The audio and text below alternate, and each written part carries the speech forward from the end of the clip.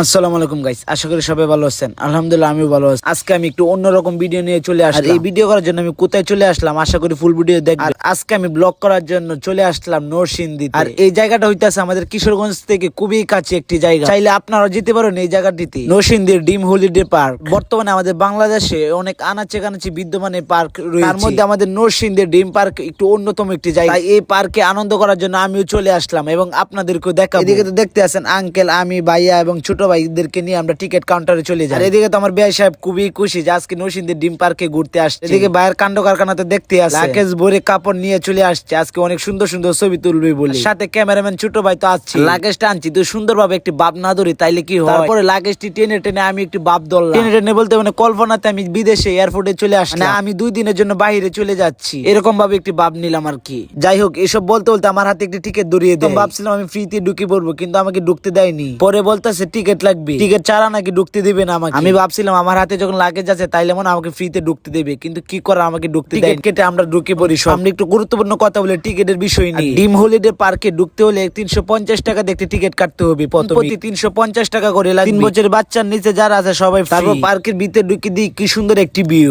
সুন্দর একটি ভিউর মধ্যে তো যে ভাইয়া এবং ভাইয়ার শালী না হাঁটে তাইলে কিরকম দেখা যায়। এখন আমার সাথে তো কেউ নাই, তাই আমি লাগেজ নিয়ে হাঁটতেছি, এটাই বাস্তব।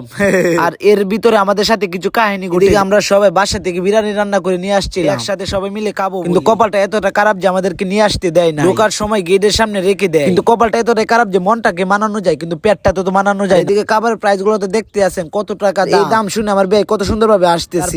গেটের সামনে থেকে রিকোয়েস্ট করে আমরা খাবার নিয়ে আসলাম। এটা দেখে আমার ভাই সানিমের কথা মনে পড়ে গেল। কত সুন্দর হাসি সানিমের। আর হেয়ার হাসি দেখতে দেখতে আমরা নিজেও হাসি। হাসতে হাসতে আমরা একটু রিল্যাক্স হওয়ার জন্য চলে আসলাম। কিন্তু কপালটা খারাপ, আমি বিলে ছোট, তাই আমাকে রিল্যাক্স করার জন্য দিবেন। করতে হলে 50 বছরের উপরে হতে হবে। 50 বছর হবে আর কবে আমি রিল্যাক্স করব। এদিকে আবির কত সুন্দর ভাবে গিটার বাজাইতেছে। গিটার বাজানি দেখে আমারও মনটা চাইছিল গিটার বাজাইতে, কিন্তু কি করা, আমার পাশে অনেক মানুষ ছিল তাই আমি লজ্জায় গিটার বাজাতে পারলাম না। তারপরে আন্টির হঠাৎ মন খারাপ হয়ে যায়। সবাই আনন্দ করার জন্য ঘুরতে চলে আসছে ডিম হলিডে পার্কে। আর এদিকে আন্টির মন খারাপ হয়ে যায়। এদিকে আমি একা একা লাগেজ নিয়ে হাঁটতেছি, অন্য কাউকে তো খুঁজে পাইতাছি। সামনে দিকে মায়া খুঁজে পাইলাম একটি জিনিস, তাও আবার গিটার নিয়ে বসে রয়েছে। আর ছোট্ট বাচ্চা কত সুন্দরভাবে ছবি তুলতেছে। আর এই দৃশ্যটি দেখে আমার কাছে অনেক ভালো লাগলো। একটি জিনিস ছোট্টবেলার কথা মনে পড়ে গেল এই দৃশ্যটি দেখে। এইভাবে বসে বসে চাল যায়। মোটামুটি তো সবাই জানেন আমার বাবা কৃষক, আমি সেই কৃষকের ছেলে। যারা কৃষি পরিবারে জন্মগ্রহণ করছে তারাই বুঝবে এটার মর্ম। সেই ছোট্টবেলা মা এভাবে বসে বসে চাল যায়, তার মুরগি গুলো কত সুন্দরভাবে চার দিয়ে ঘুরছে। এইসব কাহিনী আমি অনেক আগে ভুলে গেছি, কিন্তু এই দৃশ্যটি দেখে আজকে আমার অনেক মনে পড়ে গেল। শুধু আমি আজকে কিভাবে ঘুরলাম সেই ভিডিওটাই যাচ্ছি। অন্য একটা ভিডিও নিয়ে আবার দেখা হবে। পরের ভিডিও ভূতের বাড়ি নিয়ে দেখতে পারবে। পর্যন্ত সবাই ভালো থাকবেন, সুস্থ থাকবেন, আল্লাহ হাফেজ।